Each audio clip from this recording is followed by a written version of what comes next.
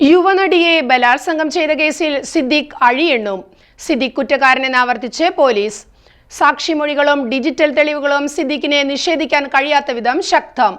Crime branch മേധാവിയുടെ അനുമതി ലഭിച്ചാലുടൻ കുറ്റപത്രം കോടതിയിൽ സമർപ്പിക്കും.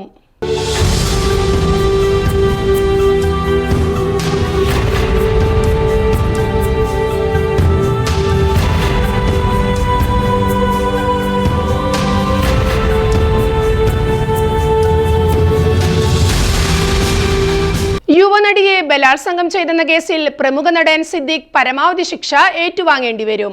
സിദ്ദിഖ് കുറ്റക്കാരനാണെന്ന് പോലീസ് ആവർത്തിച്ചതോടെ ഒരിടവേളയ്ക്ക് ശേഷം ഹേമ കമ്മിറ്റി റിപ്പോർട്ടും മലയാള സിനിമാ ലോകവും വീണ്ടും ചർച്ച ചെയ്യപ്പെടുകയാണ്. നടനെതിരായ കേസിലെ കുറ്റപത്രത്തിൽ തെളിവുകൾ ശക്തമാണെന്ന് സൂചിപ്പിച്ചിട്ടുണ്ടെന്നാണ് റിപ്പോർട്ടുകൾ വ്യക്തമാക്കുന്നത്.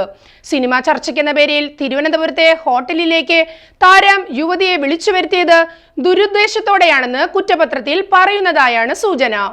ഹോട്ടലിലേക്ക് യുവതിയെ വിളിച്ചു വരുത്തിയ സിദ്ദിഖ് അവിടെ വെച്ച് അവരെ ബലാത്സംഗം ചെയ്തുവെന്ന് നേരത്തെ കോടതിയിൽ സമർപ്പിച്ച റിപ്പോർട്ടിൽ പോലീസ് പറഞ്ഞിരുന്നു. ഇക്കാര്യം തന്നെയാണ് കുറ്റപത്രത്തിലുമുള്ളത്. മലയാള സിനിമയെ പിടിച്ചുകുലുക്കിയ ഹേമ കമ്മിറ്റി റിപ്പോർട്ട് പുറത്തുവരുന്നതിന് മുമ്പ് തന്നെ നടി പീഡനം വെളിപ്പെടുത്തിയതിന് സാക്ഷികളുണ്ടെന്നും പ്രത്യേക അന്വേഷണ സംഘം അറിയിക്കുന്നു. അന്വേഷണത്തിൽ നടി ചൂണ്ടിക്കാട്ടിയ പല കാര്യങ്ങളും പോലീസിന് കണ്ടെത്താൻ സാധിച്ചിരുന്നു. പീഡനം നടന്ന മുറിയുടെ സവിശേഷതകൾ, സാക്ഷികൾ, സിദ്ദിഖ് കഴിച്ച ഭക്ഷണം എന്നിവയെല്ലാം നടി പറഞ്ഞതുമായി ഒത്തുപോകുന്നതാണ്. 101D നമ്പർ മുറിയിൽ വെച്ചാണ് പീഡനമെന്നും ഈ മുറിയിലെ ഗ്ലാസ് ജനലിലെ കർട്ടൻ മാറ്റി പുറത്തേക്ക് നോക്കിയാൽ സ്വിമ്മിംഗ് പൂൾ കാണാമെന്നും നടി പറഞ്ഞിരുന്നു. നടിക്കൊപ്പം നടത്തിയ തെളിവെടുപ്പിൽ ഇക്കാര്യം അന്വേഷണ സംഘം സ്ഥിരീകരിച്ചിട്ടുണ്ട്. അച്ഛനും അമ്മയും ഒരു കൂട്ടുകാരിയും ചേർന്നാണ് തന്നെ ഹോട്ടലിൽ എത്തിച്ചത് എന്ന് നടി പറഞ്ഞിരുന്നു. ഈ 3 പേരും ഇത് അന്വേഷണ സംഘത്തിന് മുമ്പാകെ ശരിവെച്ചു. സംഭവം നടന്ന് 1 വർഷത്തിന് ശേഷം കാട്ടാക്കടയിലുള്ള ഒരു സുഹൃത്തിനോട് നടി ഇക്കാര്യം പറഞ്ഞിരുന്നു.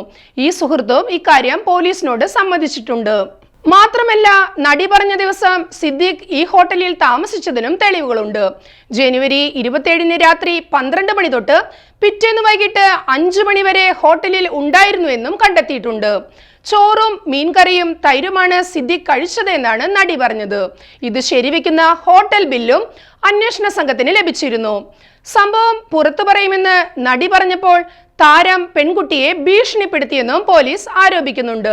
സിനിമാ മേഖലയിൽ ഒരു പ്രൊഫൈലും ഇല്ലാത്തതിനാൽ അവരെ ആരും വിശ്വസിക്കില്ലെന്നും താനുമായി താരതമ്യപ്പെടുത്തുമ്പോൾ അവരുടെ നില പൂജ്യമാണെന്നും പറഞ്ഞ് സിദ്ദിഖ് നടിയെ ഭീഷണിപ്പെടുത്തിയെന്നാണ് പോലീസ് ചൂണ്ടിക്കാണിക്കുന്നത്.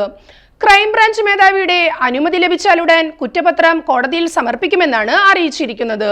ഹേമ കമ്മിറ്റി റിപ്പോർട്ടിന് പിന്നാലെ രൂപീകരിച്ച പ്രത്യേക അന്വേഷണ സംഘത്തിനായിരുന്നു കേസിന്റെ അന്വേഷണ ചുമതല. കേസിന്റെ തുടക്കം മുതൽ തന്നെ അന്വേഷണ സംഘം സിദ്ദിഖിനെ പ്രതിക്കൂട്ടിൽ നിർത്തിയിരുന്നു. പീഡന പരാതിയെ തുടർന്ന് അമ്മ ജനറൽ സെക്രട്ടറി സ്ഥാനം സിദ്ദിഖ് രാജിവെച്ചിരുന്നു. 2016 ജനുവരി 28 പീഡനം നടന്നതെന്ന് പരാതിയിൽ പറയുന്നു. ഒരു സിനിമയുടെ പ്രിവ്യൂവിനെത്തിയ നടിയെ സിദ്ദിഖ് ഹോട്ടലിലേക്ക് ക്ഷണിക്കുകയായിരുന്നു. പ്രിവ്യൂ കാണാൻ നടിയെയും കുടുംബത്തെയും സിദ്ദിഖ് ക്ഷണിച്ചതിനും നടി ഹോട്ടലിൽ എത്തിയതിനും സിദ്ദിഖ് അന്ന് അവിടെ താമസിച്ചിരുന്നതിനും സാക്ഷിമൊഴികളും ഡിജിറ്റൽ തെളിവുകളുമുണ്ടെന്നാണ് കുറ്റപത്രത്തിൽ പറയുന്നത്. പീഡനത്തിന് പിന്നാലെ യുവതി കൊച്ചിയിൽ ചികിത്സ തേടിയിരുന്നു. ഈ ഡോക്ടറോട് അന്നു തന്നെ യുവതി പീഡന വിവരം വെളിപ്പെടുത്തിയിരുന്നു എന്നാണ് സൂചന. കേസിൽ ഡോക്ടർ മൊഴി നൽകിയെന്നും അന്വേഷണ സംഘം പറയുന്നു. ശക്തമായ തെളിവുകൾ സിദ്ദിഖിനെതിരെ ഉണ്ടെന്ന സൂചനയാണ് അന്വേഷണ സംഘത്തിന്റെ നടപടികളിൽ നിന്ന് വ്യക്തമാവുന്നത്.